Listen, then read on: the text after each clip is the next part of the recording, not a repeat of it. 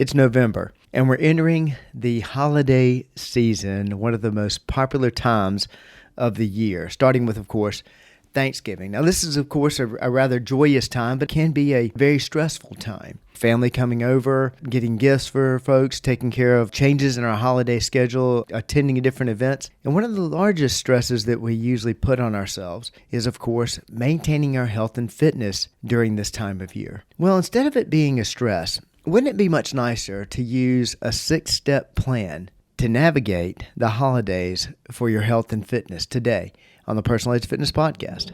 Welcome to the Personal Edge Fitness Podcast with Garrett Williamson. Health, wellness, exercise, nutrition, and a whole lot more. Got questions? Call us and leave a message at 251-278-EDGE or message us at Personal Edge Fitness on Facebook and Instagram, at Team PE on Twitter, or personaledgefitness.com. Good day and welcome to the Personal Edge Fitness Podcast. My name is Garrett Williamson. I'm president of Personal Edge Fitness. Thank you so much for joining me today on a podcast that I do some facet of this pretty much every year and talk about navigating the holidays, getting through it okay without beating yourself up and adding a bunch of stress on because of your health and fitness. I think that's become almost absurd. And today I'm going to talk to you about how to get through it and how to really take that stress off of you. First, let me tell you how to get in touch with us if you have any questions about this podcast or any other. You can reach out to me at area code 251-278-3343. That's 251-278-EDGE. You can also contact me at Garrett, Garrett, at personaledgefitness.com. That is also our Facebook page and our website, Personal Edge Fitness. Hit me up on Twitter at Team PE if you want to reach out to me that way. And some of the best questions turn into some of the best podcasts. So I'd love to hear from you. I love the holiday season. I guess that's not surprising to hear somebody say that they actually look forward to it. My favorite holiday has to be Thanksgiving. I'm a huge fan of Thanksgiving. I enjoy the time together with family, with friends. I enjoy the meals, and I enjoy taking the presents and some of the other pressures out of it that come with some of the other holidays. Don't get me wrong. Massive Christmas fan. My wife would be very shocked if I didn't say that. She knows that I am, that I'm playing Christmas music all the time. I'm a huge Christmas fan. My favorite holiday is Thanksgiving.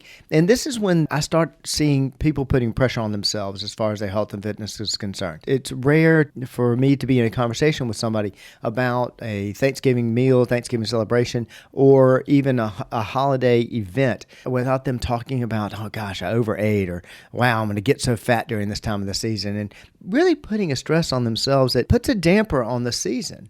I do feel that there are individuals that worry about or fear this time of year because of the temptations that are around them.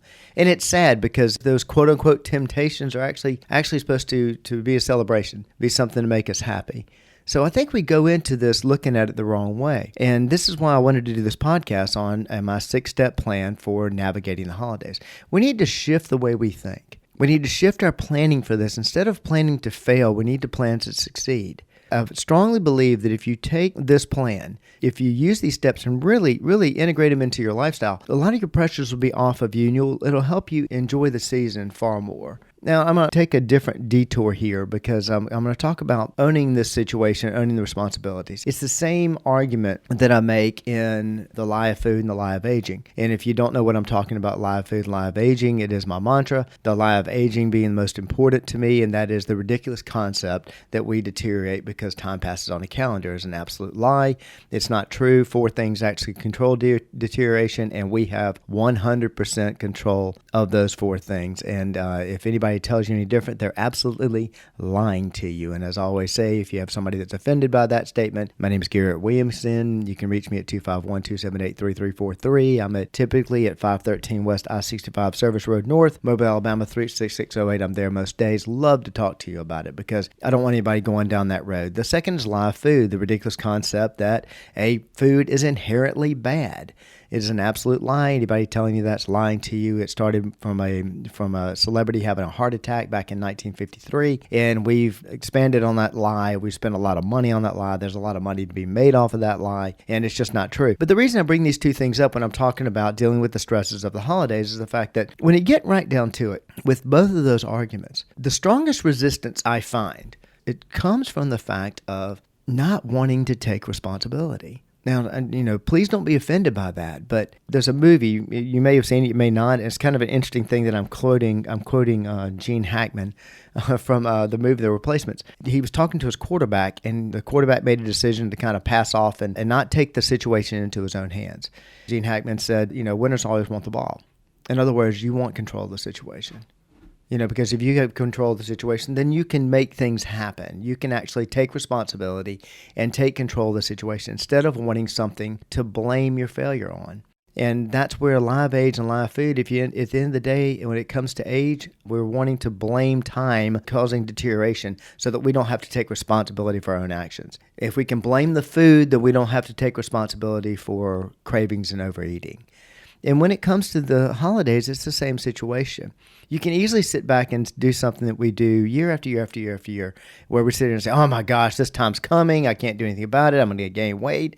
Or we can look at it as, no, I'm going to celebrate this. I'm going to take control of this small, very small portion of stress. And I'm going to get it under control. I'm just not ever going to have it again. And I'm going to show you how to do that. It's like anything else. Proper planning prevents poor performance. Now, I'm sure you've heard that before. But the holidays aren't a surprise to us. And I can tell you, 20 years from now, right around the beginning of November, we're going to start thinking about Thanksgiving. We're going to start thinking about Christmas. Most people say that even before Halloween, we start thinking about Christmas. So it's not a surprise. We know it's coming. Just like we know beach season is coming. We're going to get prepared and lose weight for that. It's no different than an athlete going, oh my gosh, the Olympics just happened. No, it doesn't happen. You know it. You plan for it. You qualify for it. You prep for it. And so we're going to do the same thing with the holiday season, starting with Thanksgiving. And this is just going to be part of us forever. It's no different than if you're planning to buy gifts and how you go about planning to buy gifts for your loved ones during the Christmas holidays. You develop a plan for that. It doesn't just happen to you. A Peanuts cartoon years ago said, my mother has a black belt in Christmas shopping because she has it all done before Thanksgiving. It's because there's a plan in place. Let's put a plan in place to be successful. Starting, again, like I say, with Thanksgiving. I love Thanksgiving. I love the meal. I love the get-together. Typically, in my home for the last several years, we, being my wife and I, have owned Thanksgiving, and we've invited family members to come to our house, and we set up, usually the weather's wonderful. I live on Dog River. We set up a nice long table and invite any and every. We've had friends there. We've had staff members there. We've had neighbors there. We've had family members, and the bigger the table, the better as far as I'm concerned. This year, regretfully, we'll actually be out of the country. I'm racing in Abu Dhabi. In fact, I'm racing the day after Thanksgiving. But I'll be celebrating Thanksgiving with my Team USA members. We're doing a dinner there in Abu Dhabi, so I'm really looking forward to that. So this is wonderful to me, and this is the plan that I always recommend to my clients to put in place prior to the holidays. First and foremost, number one, up your workouts. Now, what I mean by that is, typically we plan to have a fire and then put the fire out. Here's what I mean by that. We plan to, okay, at the first of the year, after I've abused myself through this last couple of months, I am then going to get in shape. As a fitness facility owner and being in the fitness industry for 31 years, maybe I should shut up about this because January is usually a very good month for us. But we put off our problems and put off our troubles. We'll deal with that later. Well, then you've put yourself behind the 8 ball. And instead of doing that, get ahead of it. Starting in November, start making the changes there. And I actually learned this from a client of mine years ago. He actually said that during the holiday season is when he works out more. He starts working out more. So by the time January comes, he doesn't have to start this whole new plan. He just has to continue with where he is. And he said every time I was able to enjoy the holidays because I was staying fit, I was continuing my workouts. Yes, I may have had a slight change in weight because of what I had to eat, but I had it all under control. And by the time January comes, I am 2 months ahead of everybody else. So when I say up your workouts, that can mean a myriad of things. If you're currently working out, well then go ahead and put some in the bank. Just like we do with our In It to Lose It program and our Catalyst program, we're talking to people when they're going out to, I'm planning a big meal. This is a celebration. I'm looking forward to this, and I'm probably going to overeat. What they'll do is they'll go put a lot of calories in the bank. They'll go do workouts so that they've got calories that they've already burned. So when they overeat that night, basically they're covered. And you can do the same thing, not with just one meal, but also not with just one workout and planning just for one meal, but you can start slowly bringing those workouts up. If you're working out, just make an example. Working out 3 days a week right now, add a couple of cardio days. Nothing wrong with that. If you're doing 2, go to 3. Start changing frequency, intensity, or time. One of those 3 things. You change one of those 3 things, you increase them a bit, that's going to build that cushion for you. And most importantly, it's going to make you feel better. As in, between your ears, it's going to make you feel better and feel like, okay, I've got a handle of this. This isn't out of control. Then you're able to enjoy the season a bit better. So if you're not working out, fine. That's okay. That goes to step 2. It also has to do with step 1. Okay, you're going to, if you're planning on making, all right, January, I'm going to be a new person. I'm going to make my fitness resolution, what have you. Okay, great. Why not start now? Why not start now planning for that? Go ahead and start writing out your plan. Literally, get a piece of paper out and write out your plan. Don't just write on there, I'm going to lose 20 pounds. How are you going to do it? What steps are you going to take? All right, I'm going to get a personal trainer. I'm going to contact Personal Edge. I'm going to set up a consult. I'm going to talk to them about how many times a week I need to work out. I'm going to listen to Garrett's podcast and up my water intake. All right, write those things down. And then not just write them down, but knock out the first one or one of those that day, the day that you write that. Knock out one of them. Get started on your plan. Listen to a podcast a couple years ago. It was fantastic. It was talking about New Year's resolutions and setting up changes and what have you. And one of the best things that it did, that the individual that was giving the podcast said during the podcast, was get up from this podcast right now. As you're writing this list, because we actually wrote the list while the podcast was going on, he said, the first one you put on your list, as soon as this podcast is done, you're going to take care of it. So set the bar of entry low and find something, get started on it right now. I take it a step further. I say, if you're going to make a list like I was saying a minute ago, I'm going to contact Personal Edge, or I'm going to contact facility, I'm going to get a personal trainer. Okay, pick up the phone and make the appointment. Set the appointment. If you're going to set it up for January, fine. Set it up for January. Book the appointment. Book the consult. If you're going to start increasing your intake of water, start that day. And I say get about 20% of your plan either accomplished or at least started. Again, that's setting you up to succeed. That's setting you up to be able to enjoy the holidays with less stress, much less stress. Number 3, I'm going to say it. I can't go through a podcast without talking about one of my favorite subjects. Water. It's one of the easiest, guys. Let's always start with water. Now, if you are a diehard fan of the podcast, or you're one of our clients and you're already drinking a good bit of water, fantastic. Keep maintaining that, but maybe go to that next level. If you're not quite, you're hitting 40 ounces, 60 ounces on a regular basis, let's nail 80. Let's nail 80 ounces and make sure our goal is to get it through the entire holiday season. We're going to do 80 ounces every single day. If you're not drinking water right now, time to get a bottle, time to put the rubber bands on, get your baseline. If you're not working out, and even if you're overeating right now, you can get your baseline of water. And I've talked about that before. Getting your baseline is basically make sure, get a water bottle, something over 16 ounces. I don't recommend getting the big jugs, but whatever works for your head, but at least 20 ounces. And make sure you have it with you everywhere you go. And when I say everywhere you go, don't just have it, oh yeah, I've got my water bottle, it's out in my car. No, with you, right there with you, wherever it's socially acceptable to take it. And for an entire day, track your water.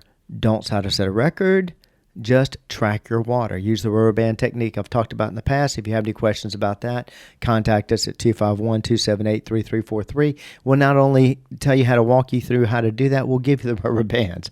Love for you to do that. And at the end of the day, whatever amount you've had to drink, that's your baseline. And so if it's 30 ounces, fine, it's 30 ounces. If it's 20 ounces, that's in other words, one bottle, then it's 20 ounces. And you want to count it by bottle. I don't recommend guesstimating. Well, I had 2 bottles, but I got some left in this bottle, but I think I had, no, whatever number of bottles you finish that day is your baseline. For the next 7 days, don't go below that baseline. You can go above it, but don't dare go below it.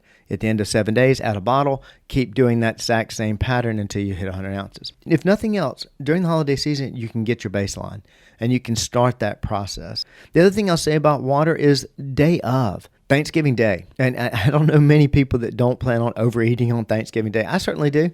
I always have. And even if I have just a bite of everything that's brought to our table, we have so many people bringing food typically that no matter what, I'm going to overdo my calories. So one thing I'm definitely going to do, and I do it every morning anyway, but I recommend doing is start off that morning with an uncomfortable amount of water. Now, not overly uncomfortable, but if you can easily, these are just examples, if you can easily, I can chug 4 ounces, no problem. I can chug 8 ounces, no problem. All right, if it's 8 ounces, then you're going to take in 10 to 12.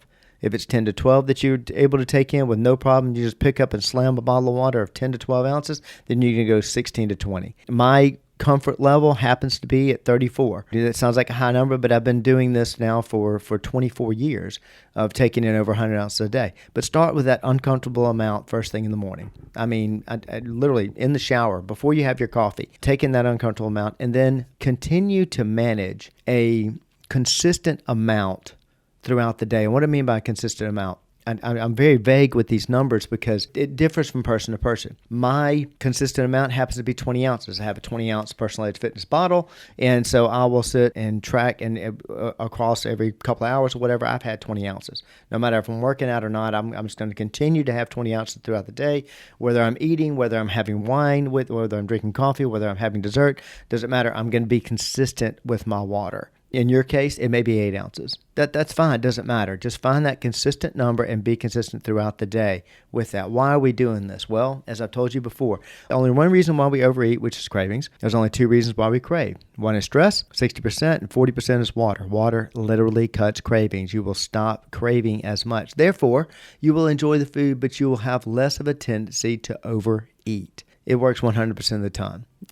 I promise you it does. So another water plan, planning not only to up your water intake throughout the holiday season or start that continuous water intake, but also day of, in order to combat your overeating, making sure you're taking that heavy dose in the morning and being continuous throughout the day. Now, this sounds very funny, this next one, but I like to throw this in here. I've actually seen this written before, and I thought it was brilliant. As I've said many times, we work as much, if not more, with the brain when we're working with the client as we do with the body.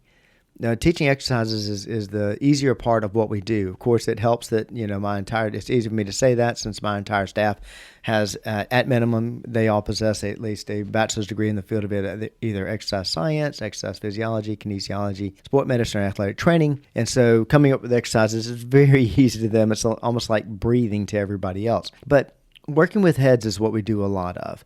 Changing people's concepts of age, changing people's concepts of what they're able to do, and helping them develop the healthy lifestyle. This next part speaks really strictly to the brain, but it does make a dramatic difference.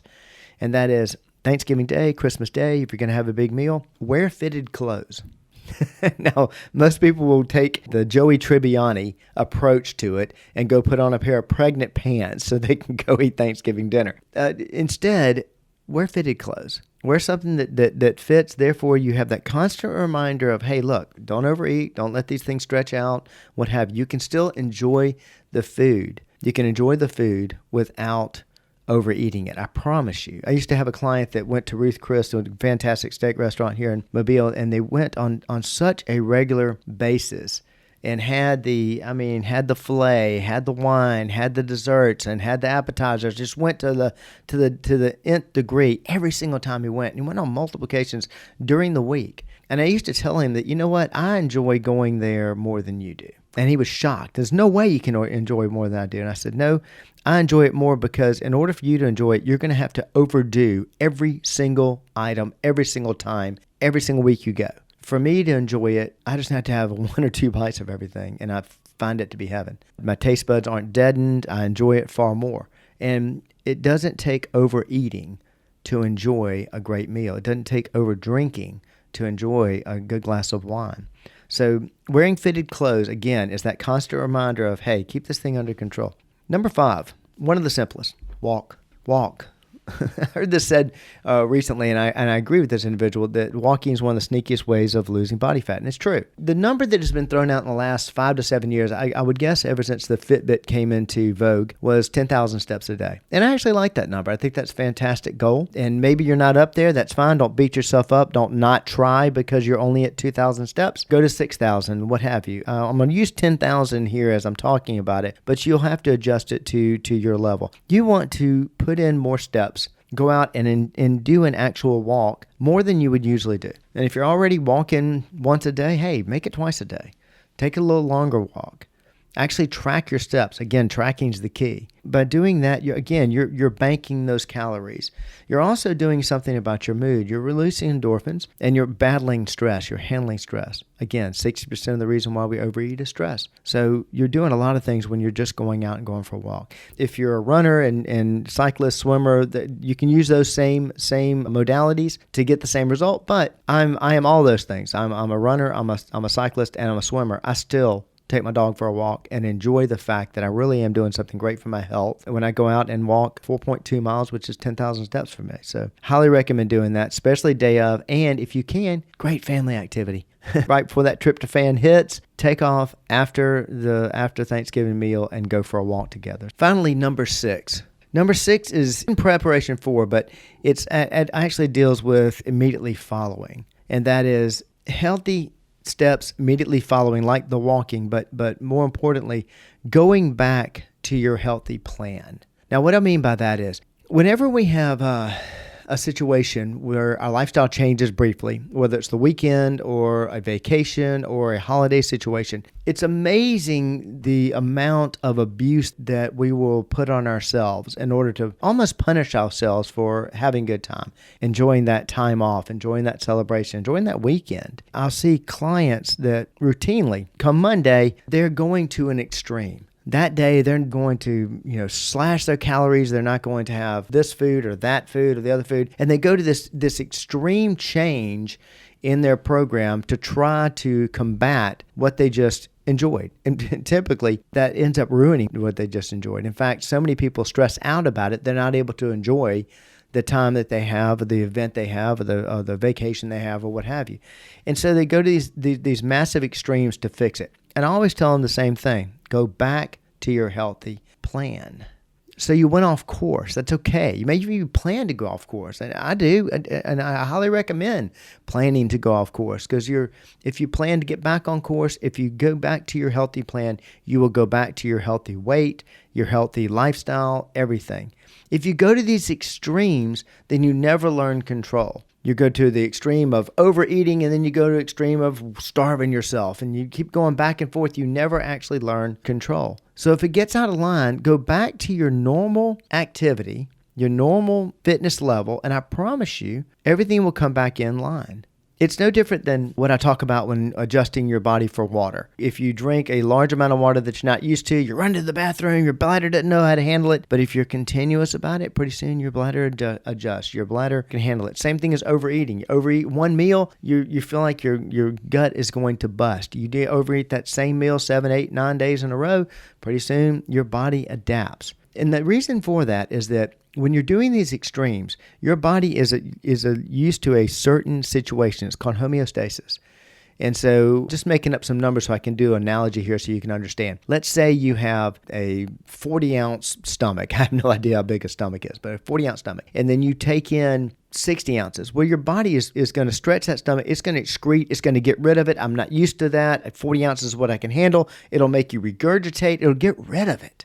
If you keep overeating that amount, pretty soon that stomach will go to a 60 ounce. You'll teach it to go there. This homeostasis is actually beneficial when you have these extremes of going off on a tangent on a Thanksgiving Day meal or a holiday trip or what have you. In that, it's going to maintain that homeostasis. It's going to maintain that 40 ounces. Unless you continually overdo. So if you overdo for a day or two, no problem. Your system's still there. Yeah, it'll show up on the scale. Sure, weights can vary 3 to 5 pounds within 24 hours. It has to do with digestion and a lot of other things. Don't go crazy. Your body is still that same body, I promise you. Once you go past a week or two of consistently abusing it, okay, you're going to make some changes. But trust in the work that you've done prior to. Trust in the fact that you're going to have that homeostasis and that your body is going to regulate. Folks, a simple 6-step plan. If you need any more elaboration on this, I'd be more than glad to talk to you about it. It happens to be one of my favorite subjects because I don't like the way that people beat themselves up during the holidays. So if you're interested in learning more, please contact me at area code 251-278-3343. That's 251-278-EDGE. You can also reach out to me at Garrett, Garrett, at personaledgefitness.com, which of course is our website and Facebook page. Hit me up on Twitter at Team PE. Please have a wonderful holiday. Please enjoy yourself. Please don't create stress. Use this 6-step plan to navigate the holidays, have a great time, because it's just one more way we help you reach your level of wellness. Thank you so much for tuning in today. Thanks for listening to the Personal Edge Fitness Podcast with Garrett Williamson. Subscribe now and be a part of the show by calling 251-278-EDGE or message us on Facebook and Instagram at Personal Edge Fitness or at Team PE on Twitter, and visit us at personaledgefitness.com.